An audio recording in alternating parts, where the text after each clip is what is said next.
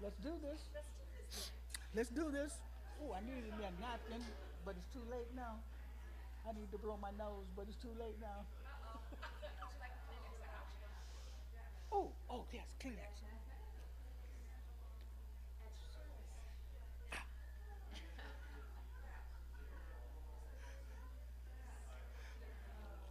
Good morning, everyone.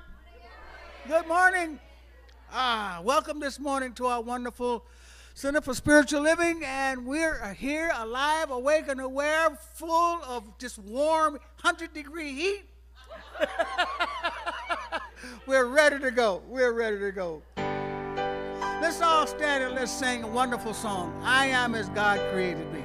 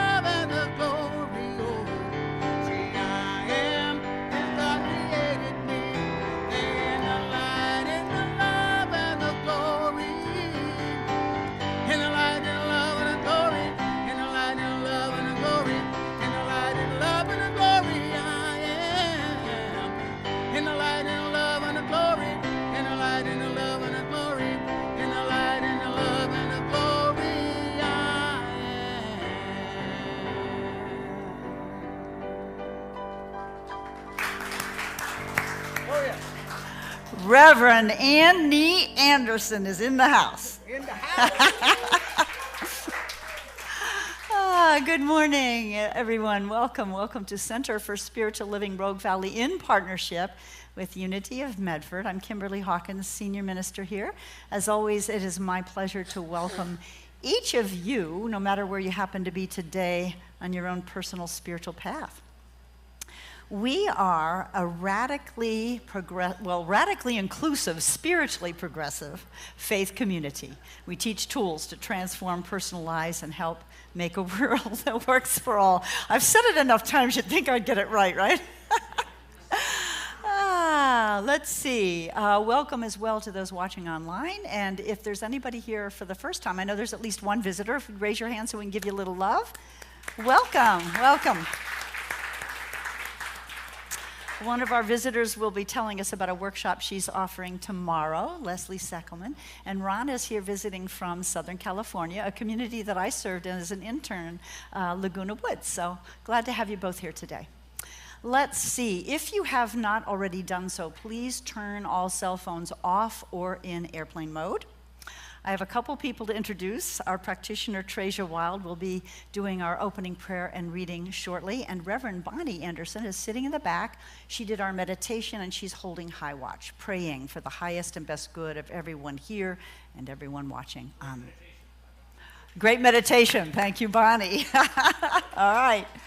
And Reverend Andy Anderson is our musician, and we're so blessed as always to have Andy with us.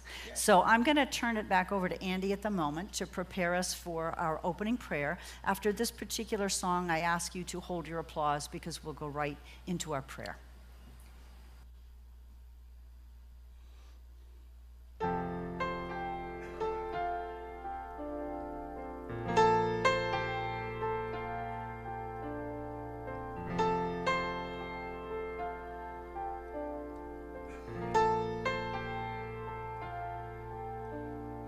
When I wake up and see I control my destiny, no thoughts or things I bring into my life every day. When I let the possibilities see the best in me, let go, let God give love and know. When I just release and let go, greet the world with love and know it's in my life.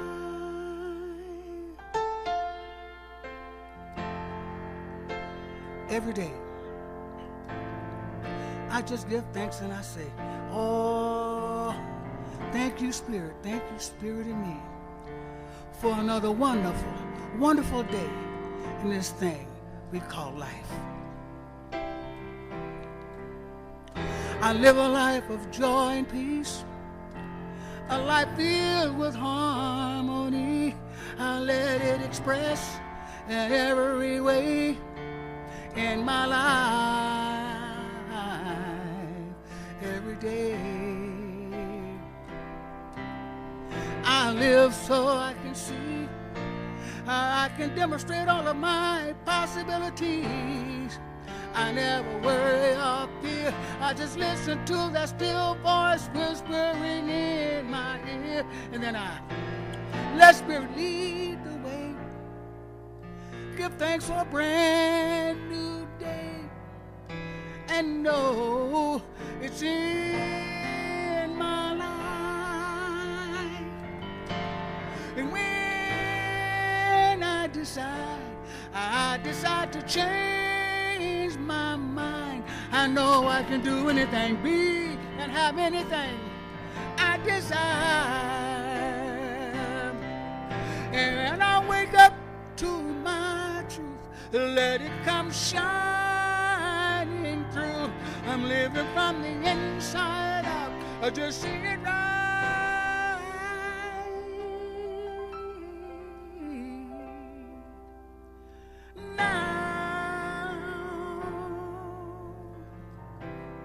Here's what you do.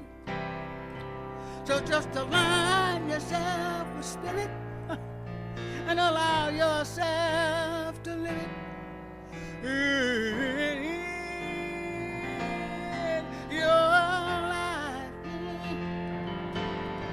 Just align yourself with Spirit. Now go on, celebrate and do it. Your life, oh, just align yourself with Spirit and allow yourself to live it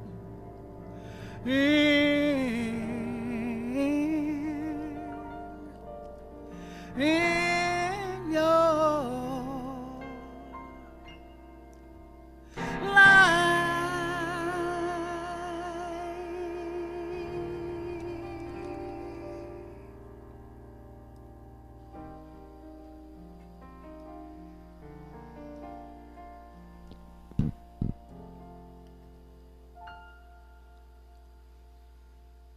letting those notes reverberate in your beingness. We turn within now to recognize the one presence, one life, one love that lives in and through and as each of us and all of us together.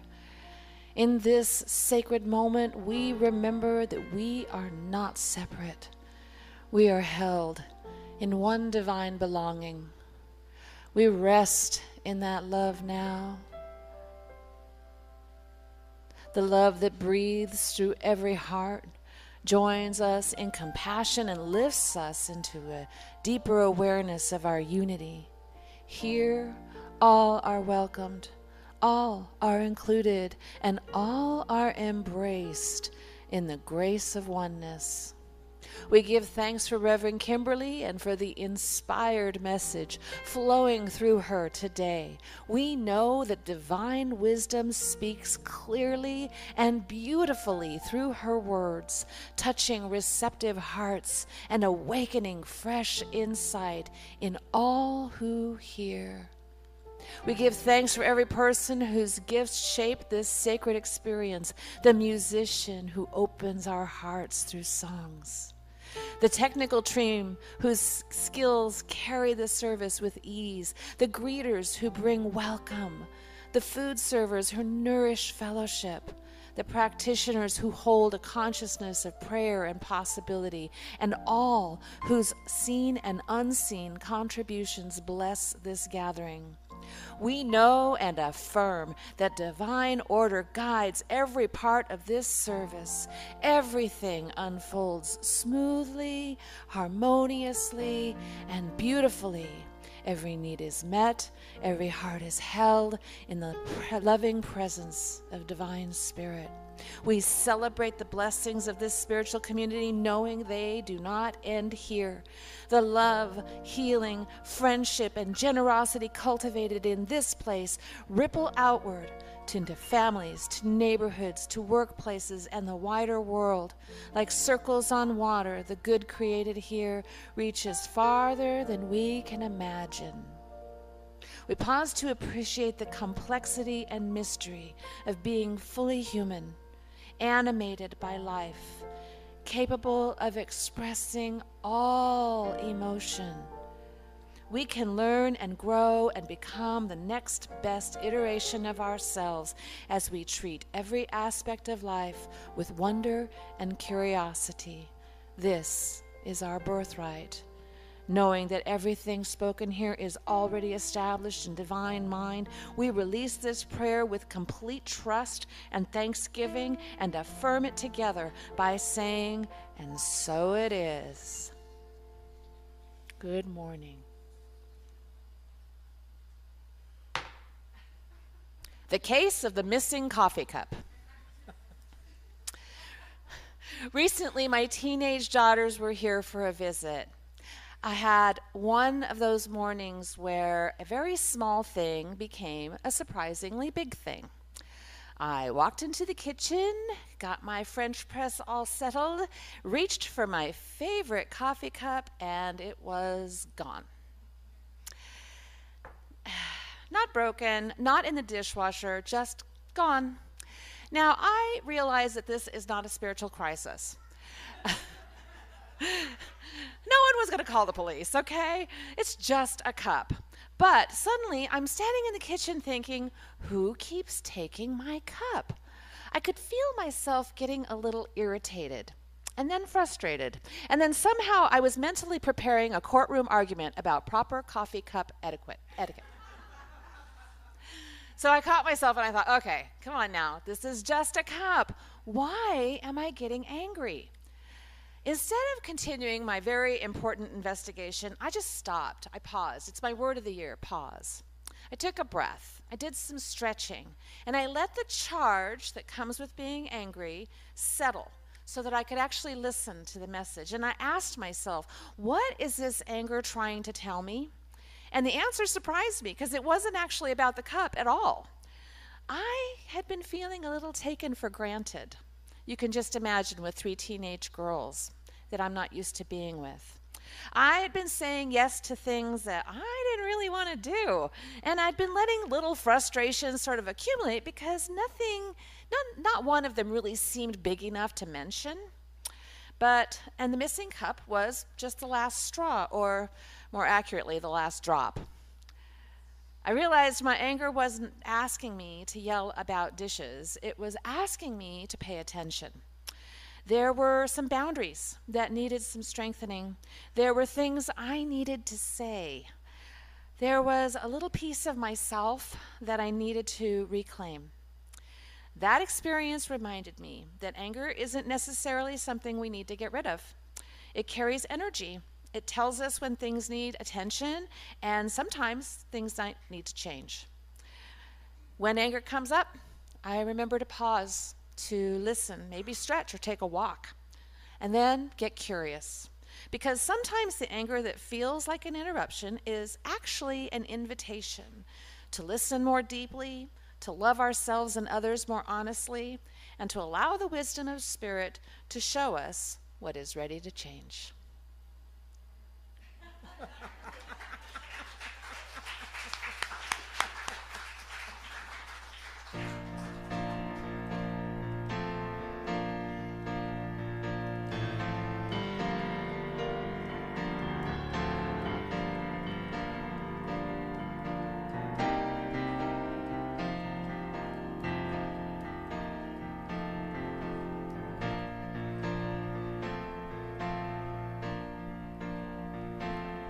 When I love myself just the way I am, I can free my power wherever I am.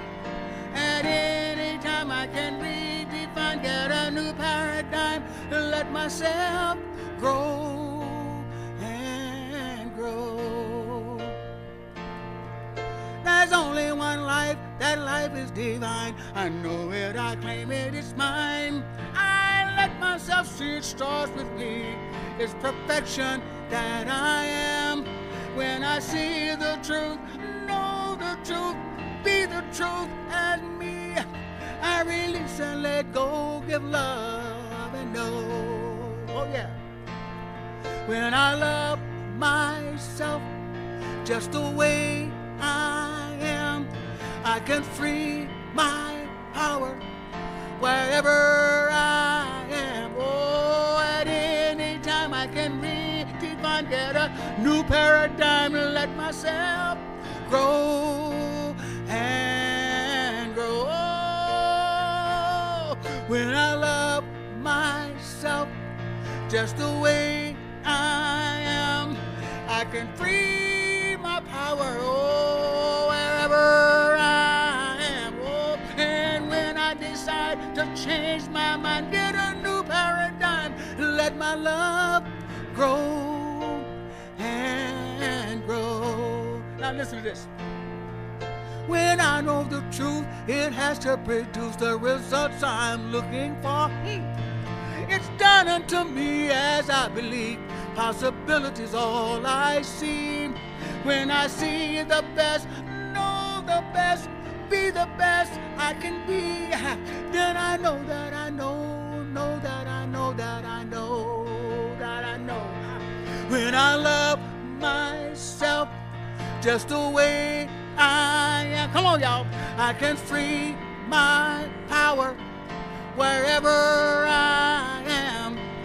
At any time I can redefine, get a new paradigm, let myself grow and grow. One more time. Whoa. When I love myself just the way I am, I can free my power wherever I am. Oh, at any time I can redefine, get a new paradigm, let myself grow and grow. Let my love, let it grow and grow. It's all I am. Let it grow and grow. It's all you are. Let it grow and grow. And that's the truth. Let it grow and grow. Let it grow and grow. Woo.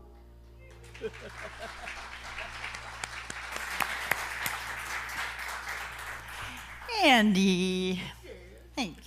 I have a little confession that I don't have to make, but I will.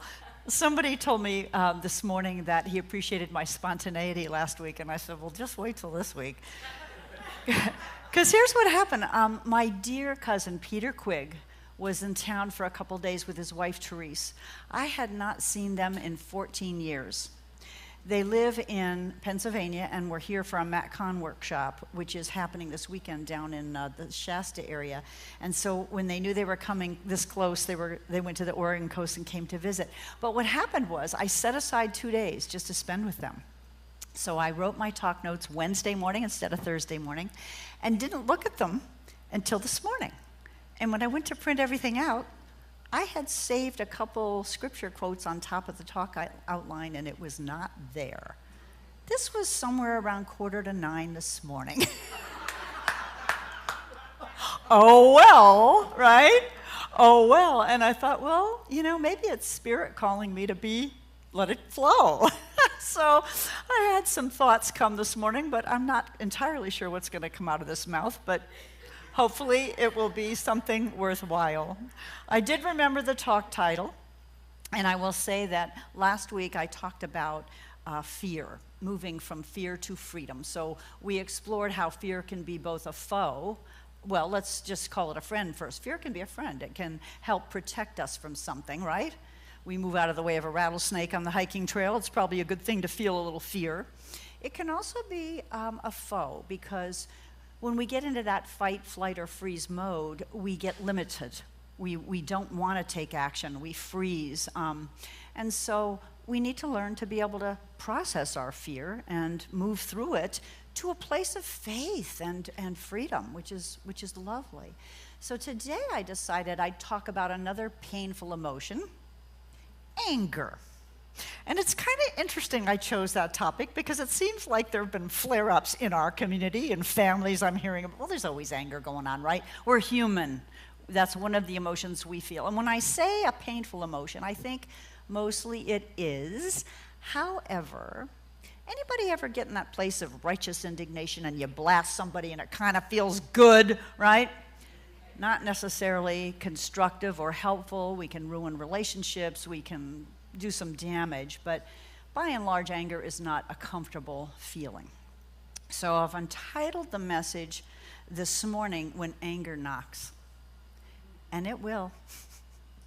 It will. I don't think there's anybody on the earth that hasn't felt anger and won't continue to have experiences of anger, including the master teacher Jesus. He experienced anger. The scriptures tell us the first incident that I remembered that really made an impression on me growing up was when Jesus was in the temple. And remember, the temple in Jerusalem, there were money changers. What the money changers were doing was foreign visitors, they would change their currency into shekels so that they could pay the fee to get into the temple. And the money changers often charged interest and fees and were ripping people off. Poor people, I might add, very often. And then there were people selling livestock, cattle and sheep and pigeons. And Jesus walked in and got pretty darn upset, right? And what did he do? He overturned the money changer tables and the coins went all over. He overturned the chairs where the pigeon sellers were selling. And he even fashioned a whip out of cords and drove everybody out. And what he said was, this is a house of prayer, but you guys have made it. He didn't say you guys. That's an improvisation. You have made it a house of thieves. He was very, very angry. Now, if you look at that, in that case, I would say fear was a motivator. And Treasure kind of talked about this. Anger was a motivator. It was motivated him to take action, and that can happen with us too. I was thinking, I recently watched a mini-series, I think it was on Netflix, about George Washington. And if you think about the founding of this country, it was anger against the tyranny of the crown that motivated the colonists, including George Washington, to fight the Revolutionary War. And in the beginning, George Washington wanted to be an officer in the British Army. That was his aspiration. But when he kept being passed over and the unfairness of the British rule became, crueler and crueler, he was motivated to fight. Now listen, motivated to fight, but if we let anger cloud our judgment and we're rash about it, we never would have won the war, right? He had to be strategic. And boy, was he, right? And then becoming our first president and refusing to become a king, preserving this republic and this vision of a new country. I mean, that's what anger can do. It can lead to a vision of something grander, especially when we leave behind the fear, like we talked about last week. Now, another incident in the Bible, when Jesus got angry, he was in the temple again, and it was the Sabbath. And he was approaching a man with a withered hand. Now, the Pharisees were watching him. They were hypocrites, and they were very judgmental of Jesus. And he could tell that they were watching him, and he knew exactly what they were thinking. So he looks at them, and he says to them, because he knows they're going to judge him, "Is it lawful on the Sabbath to do good or to do evil? To save a life or destroy it?" What do the Pharisees do? Nothing. They remain silent. They're not about to give him his point, right? So he looks at them in anger, and he goes ahead and he heals this poor man's hand on the Sabbath. Well, again, anger at injustice. So anger can become a motivator for good if we process it thoughtfully. What Jesus didn't do was harbor a grudge. There are so many instances in the Bible where he forgave, including the people who crucified him, right? He didn't get mad and let it fester. He spoke his truth and let it go. He also, apparently, from what I've read at least, and what y'all probably have read, he did not get angry because his little ego was hurt, which is what we do a lot, right? We get angry because a button got pushed, and the person who angered us probably didn't install the button, but we get all out about it, right? But I think he's a good example of how anger can be a factor to motivate us to do good things. Now, in my experience counseling people, what I've noticed is, in general, men have an easier time feeling and expressing anger than women do. Now, that's not across the board, but in general. And women tend to have an easier time feeling and expressing grief or sadness. It's usually easier for us women to cry, although that's changing, thank goodness, right? But I'm thinking about feelings, and feelings are feelings. They come up, and we don't have to feel bad about it. We have to maybe manage what we do with them, right? But they're neither good nor bad. And I, this morning, realized, when I didn't know what I was going to talk about anymore, that there's a wonderful poem that I think many of you are familiar with, from the 13th century Sufi mystic Rumi, who talks about feelings, and it's called The Guest House. Rumi writes, "This being human is a guest house. Every morning a new arrival, a joy, a depression, a meanness, some momentary awareness comes as an unexpected visitor. Welcome and entertain them all, even if they're a crowd of sorrows who violently sweep your house empty of its furniture. Still, treat each guest honorably. He may be clearing you out for some new delight. The dark thought, the shame, the malice, meet them at the door laughing and invite them in. Be grateful for whoever comes, because each has been sent as a guide from beyond." So one of the things our feelings can do is point to where we need to grow, what we need to release. And it's so funny reading this poem this morning, which I didn't think of on Wednesday when I wrote my notes originally, because I had entitled the talk, "When Anger Knocks." So what do we do when anger knocks? Because it will. Do we pretend no one's home and ignore it? We're not angry, right? Repress it. That's not a good thing. We'll talk more about that in a minute.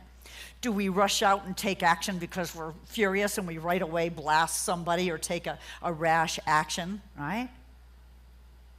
Or do we welcome it in, open the door, and as Treja talked about, do we look at it?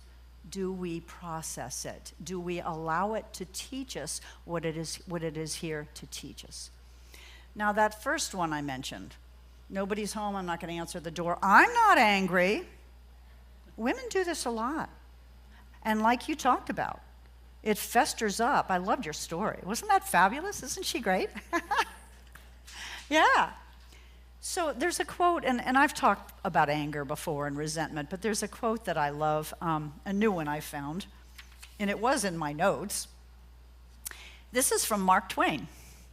Anger is an acid that can do more harm to the vessel in which it is stored than to anything on which it is poured. Now that's interesting, because it's not necessarily that we need to pour it out all at once, but we do have to release it. We do have to process it and feel it. So one of the best things, exactly what you had said, was to breathe, to pause before we take any action. And, we've heard that old thing about count to 10, right? I don't know if that would work for me. I think it's more like count to 100 at least. Or sleep on it. It doesn't mean we allow anger to pitch a tent and live forever in our guest house, but I think we have to be a little careful about how we express it. Nonviolent communication is a great way, right? One of the ways we can express it. So, yeah, breathing. This was a story I had saved, thank goodness, in my notes.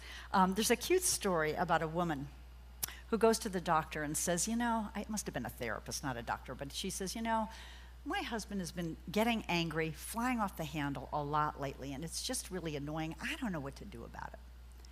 And he listens to her, and he goes, yeah, that must be difficult. I have a suggestion. Next time you feel like your husband's about to lose his temper, I want you to take a sip of water, and instead of swallowing it, swill it around your mouth again and again until he calms down. She looks at him like, well, okay. That's a little weird, but I'll try it. 2 weeks later, she goes back to him, and she says, wow, I did what you recommended, and it really worked. I would swill the water, and by the time I was finished, he was calmed down again. What is it about water that does that? He goes, it didn't have anything to do with the water. That helped you keep your mouth shut. Right? Because if one person's about to lose it and then we get mad, boom, we have a world war in the house, right? Now here's the thing, and I've learned this from personal experience. I've learned it through counseling people. The Course in Miracles tells us we're never upset for the reason we think we are, right? And it's true. Usually when two people are upset, now it's true that anger can be a symbol that our boundaries are being invaded and we need to take a stand, or we're not valuing our values, or we're too tired and we need to, anger can do a lot of things in terms of signals. However, usually when I get upset, or any of us gets upset at someone else because they did something, they said something, they dissed us, they betrayed us, they didn't remember, whatever. It's because there's an old wound that has not been healed and that person has triggered it. It doesn't have anything to do with the person. It's our old wound, and if we are willing to sit with that and take a look at that, we can heal the wound. So when I work with two people, and it happens in spirit. Guess what? Spiritual community doesn't make us immune from getting mad, right? We're still human. We're delightfully human, as a beautiful spiritual teacher of mine used to say, and she said it tongue-in-cheek sometimes, because sometimes it isn't maybe quite so delightful, but we're both divine and human. So when I work with people, what I tend to do is say, okay, Susie, when you got really mad at Jim, what was triggered in you? And usually they'll get back to something, in their childhood or their experience and talk about it. And once Jim sees why she got so mad, it's easier for him to understand why she reacted instead of swilling water in her mouth until he calmed down. And then I'll ask the other person, when she yelled at you and blasted you, remember, we're never upset for the reason we think we are. What did that trigger for you? And so in this case, anger and even conflict can become an opportunity to heal our old wounds. And once we do that, we don't have as many triggers.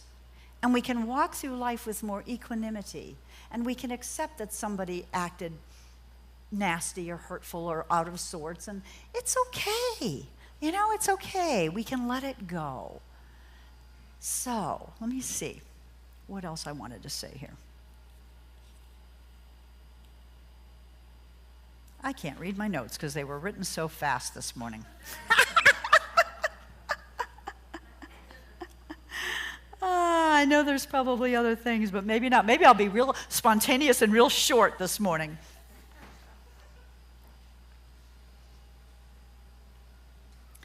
When anger knocks, take a breath. Take a breath.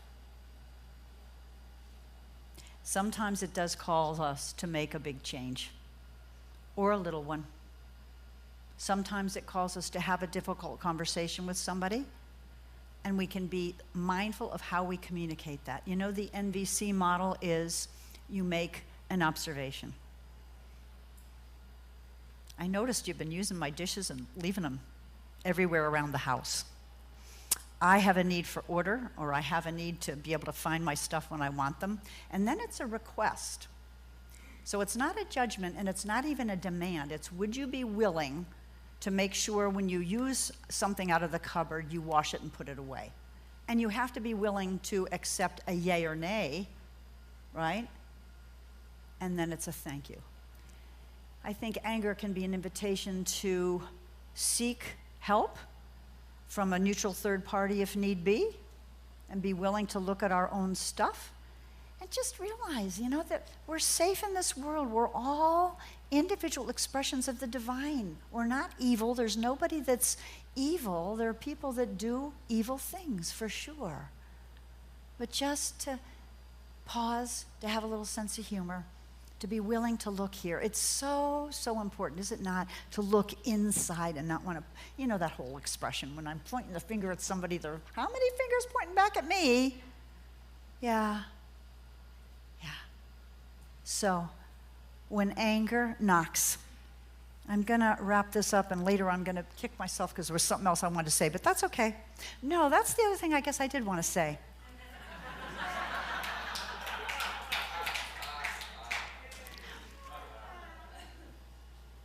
I love myself just the way I am, right? I think the other thing about anger and about any emotion is to be gentle with ourselves, not to judge ourselves because we feel jealous or angry or hurt or sad or grieving longer than we think we ought to be grieving. It just is that guest house, It's okay. It's okay to put away the bat and stop judging ourselves. I'm not going to judge myself for losing my notes because, hey, I got to experience something new, right? So the next time anger knocks on your door, because it will, don't pretend you're not home. Don't go hide in the bedroom and put your head under a pillow. Don't hand over the keys and let anger in and take you over and make you do stupid, rash things. Answer the door and listen, which is what Tracia talked about doing. She listened. Thank anger for delivering a message. Take what is useful, release the rest, because beneath every wave of anger is always a deeper invitation to know ourselves more honestly, to love ourselves more completely, to express ourselves more wisely, to remember our divine nature more fully, and others as well. Anger may knock, but love gets to decide who lives here in my house. Let's go into prayer.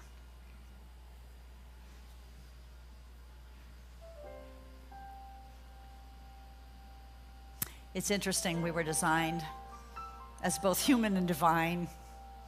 So all of the qualities I could describe the divine with: love, intelligence, peace, harmony, freedom, order, beauty. All of those qualities describe me, describe each one here.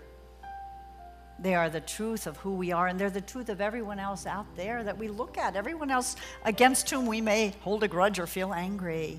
Because God, Spirit, the infinite intelligence, God, the Spirit Almighty, is all there is. It's everywhere present, all-knowing, and all-powerful. When we allow that spirit of love and intelligence and wisdom to move through us, it can make all things new. Even an experience of anger or hurt or sadness can be an opportunity to heal, an opportunity to remember who we are, who each one of us is, who each of us came here to be. So I'm knowing for each one this week and going forward that when anger knocks, because it will, we allow it in. We allow it entrance into our being. We take a breath. We sit with it. We ask it, what is this trying to tell me? You know, just as a smoke alarm may be annoying, we don't just disconnect it and ignore the signal. We don't just shut the door to anger and pretend it'll go away. I give thanks every time I go to my acupuncturist, who has a book sitting on her table entitled "Feelings Buried Alive Never Die." So in our human selves, we are the guest house, and we allow the feelings to come. We don't judge ourselves for them. We allow them to be our teachers. We take a breath. We trust that every situation comes as an opportunity for our highest and best good, for our health and healing. And then when someone else gets angry, the same is true. We don't have to take it personally. We don't have to judge them. We don't have to fight back. This week, my prayer is that perhaps we, at least metaphorically, swill that water around in our mouth a bit before reacting in anger. And this week, I know that we each delight in the fact that we are both human and divine, and that each one that we encounter is delightfully human and fully divine as well. I give thanks for this opportunity to speak these truths. I give thanks for this community, and I give thanks to know that this prayer, as all prayers, is already answered in the mind of the one. So we just release it, we let it be, and we say together, and so it is. Thank you, my friends.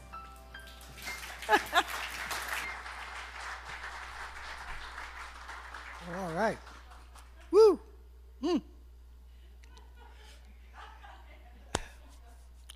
Everyone say with me, hold the finger up. I think she had a finger, Reverend Kimberly was talking about, hold the finger up. So hold the finger up and says, I'm always thinking. Look to someone to your right or your left, someone, and point the finger at them and says, and you're always thinking. But here's the question, though. Do you think about what you think about all day long, like joy, peace, instead of anger, so we want to focus on love and peace and joy and all the good things. Yes? Yes. All right, here we go.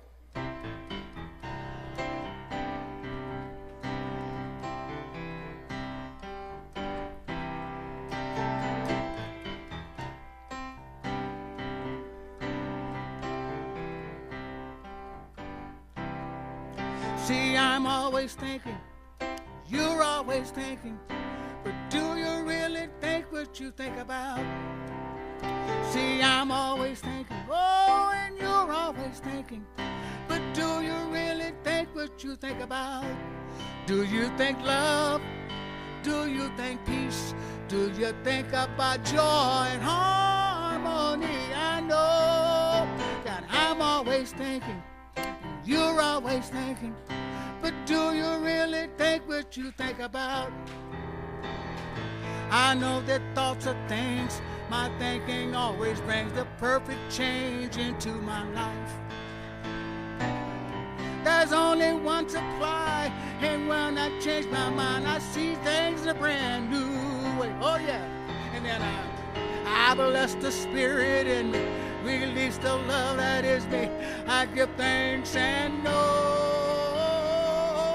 I think anew, 'cause I am brand new, and know that I'm always thinking, you're always thinking, but do you really think what you think about? Oh yeah, see, I'm always thinking, oh, and you're always thinking, but do you really think what you think about?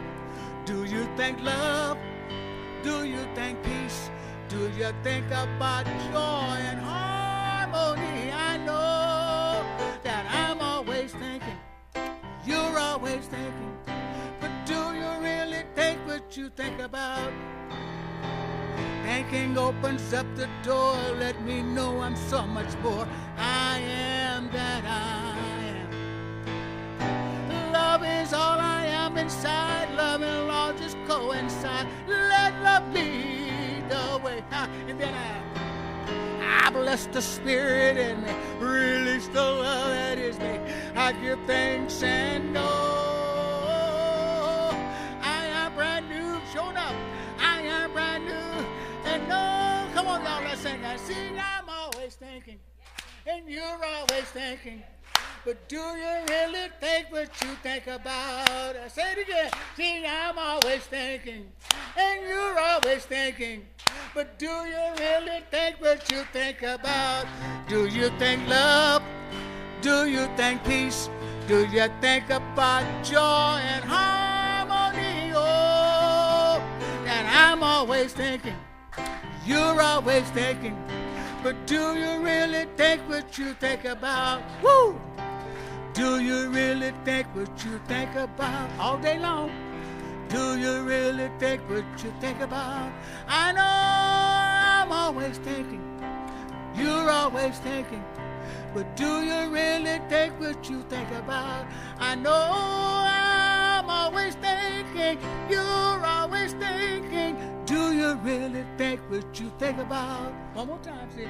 I'm always thinking, you're always thinking, but do you really think what you think about?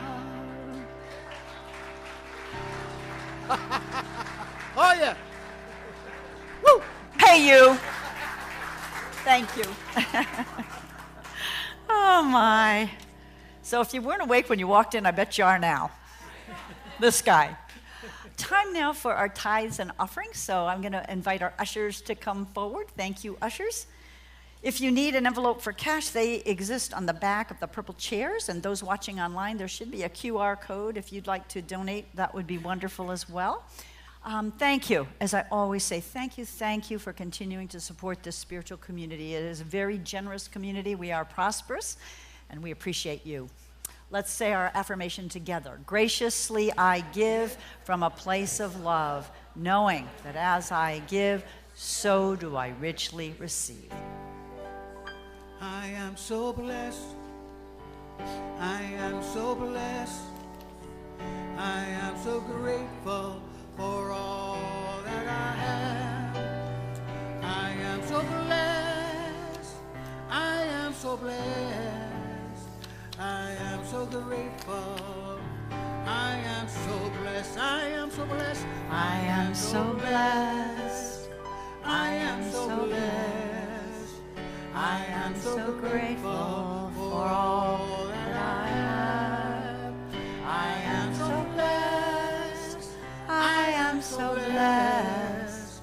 I am so grateful. I am so blessed. I am so grateful. I am so blessed. We're going to run the video before DeLacy gets up.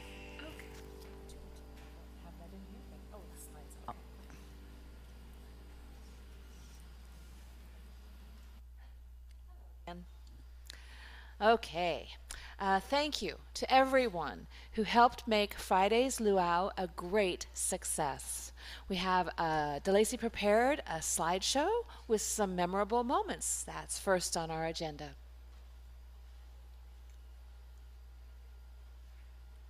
I can't tell if it's working. Is it working? Okay, great.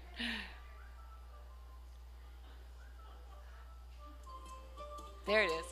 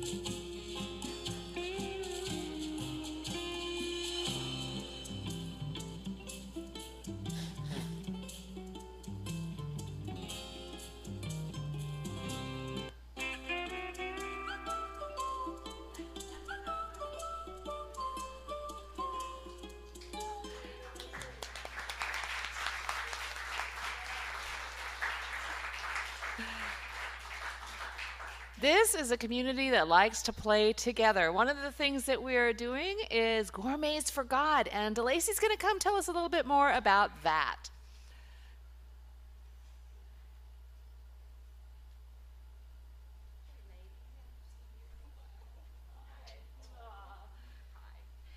Hi. So as you can see, we had a blast at the luau. So I would just like to give a shout out to Sarah for opening up her backyard oasis. Oh my gosh.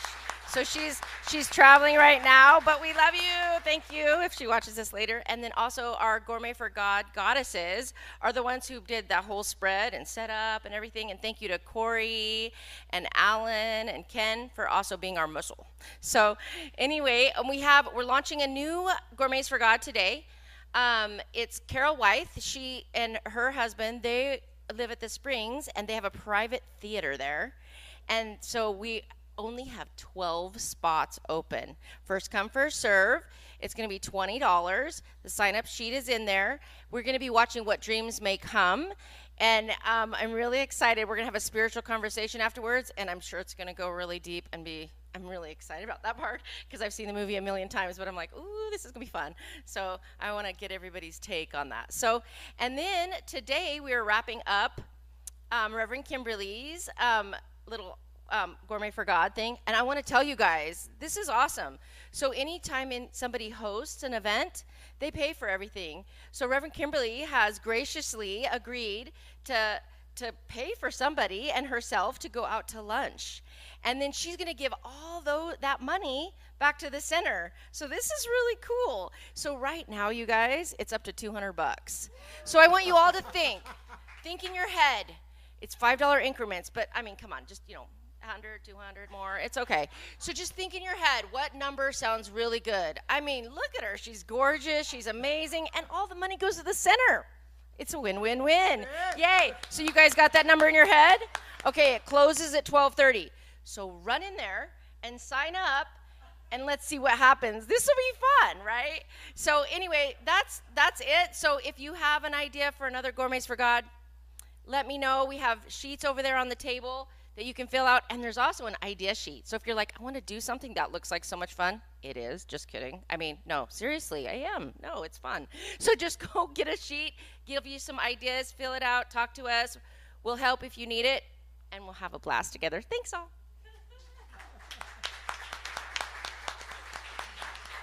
And she really is the queen of fun. So hang out with DeLacy. She's awesome.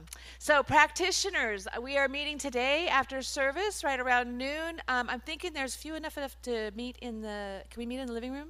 Let's meet in the living room. Oh, righty, that's perfect. Tomorrow, Monday, August 10th, hypnotherapist Leslie Seckelman is offering a Soul Key workshop from 10:30 to noon. She is here to tell us more. Leslie, here comes another live announcement. Give her a hand.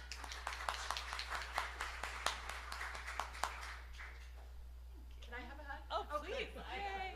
This is a great job. Oh.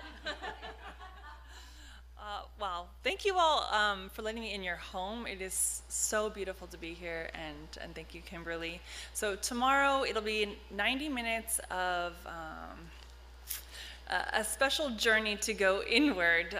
This is a passion of mine, and it's a place to experience the deeper part of yourself. So as we were learning, we're constantly thinking. So it's a place to actually step outside of that thinking mind and go inward. How do we connect deeply? And I will be your guide on that.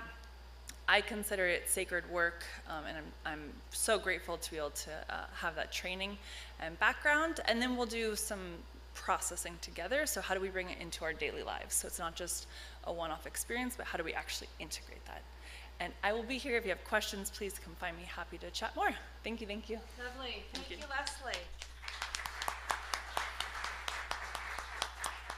So this week, Tai Chi, poetry as spiritual practice, and miracle makers all meet this at their regular times. Reverend Laura's Spiritual Living Circle meets next Sunday from 9 to 9:50 a.m. in the living room, and Kelly Marcatulli is here to tell us more about the new kitchen teams. Yay, welcome Kelly.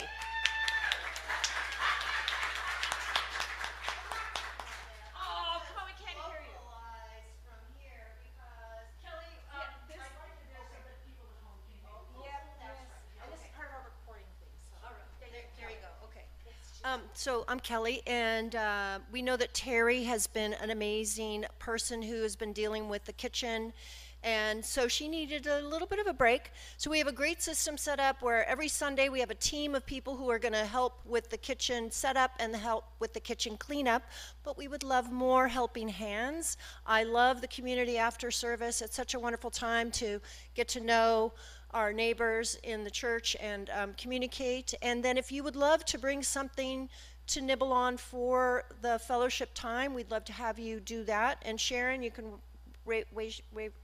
So she's the person who's taking food intake, and so if you'd like to be of service, it's a great way to volunteer to the church and connect with others.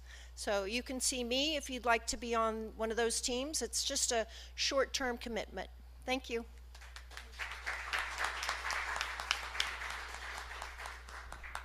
Thank you, Kelly. So as you can tell, there's a lot happening here. We love to get together. We love to have fun, and we are a community of service. Sign up for our weekly e-newsletter to find out more. You can sign up here in Bosworth Hall or on our website. Also, while you're there, sign up for a name tag if you don't have one. The practitioner team loves to pray with and for you. There is one shared prayer box at the back of the sanctuary for both CSL and Unity. You'll find prayer request forms in the pouch on the back of the purple chairs or at the back of the sanctuary near the box. And that's a wrap.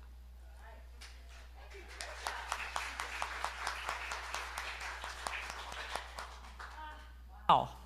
We are doing a lot, aren't we? I just want to say a personal thank you to both to DeLacy and her Gourmet for God team, and to Sarah. I was not able to be there because I was with my cuz, but I know we always have a great time. So thank you all.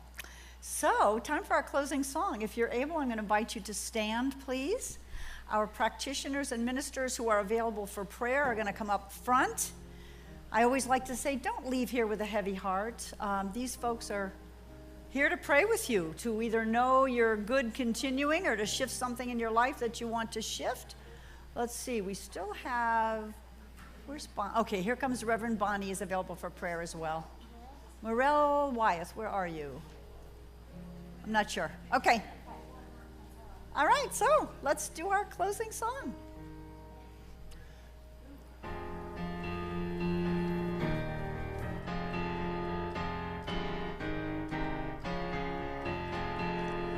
Oh, let me love in a holy, holy way. Let me love in a holy, holy way. Oh, oh, let me love in a holy, holy way. Let me love in a holy, holy way. Oh, oh, let me know that love is all around. Let me know that love is all around. Oh, oh, let me know that love is all around. Let me know that love is, oh, oh, let me love in a holy, holy way. Oh, let me love, oh, let me serve in a holy, holy way. Oh, let me give in a holy, holy way. Oh, oh, let me love in a holy, holy way. Let me love in a